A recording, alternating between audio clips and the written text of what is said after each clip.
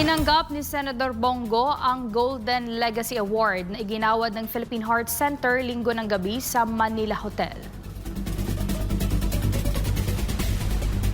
Ang nasabing award ay bilang pagkilala sa patuloy na pagsulong ng senador na maiangat ang healthcare system ng bansa.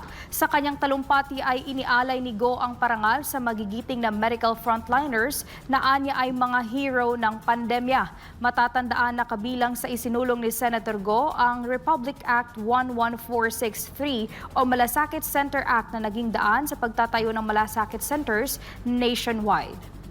Ang hero po natin sa panahon ng pandemya, lahat po ng ating mga medical frontliners, nurses, security guard, doctors, palakpakan po natin silang lahat. Maraming salamat sa ating mga medical professionals, sa mga frontliners. Paglalaban ko po kayo parate. Alam niyo po yun, you have an avenue, you have the Committee on Health para sa inyong lahat, sa inyong mga hinaing.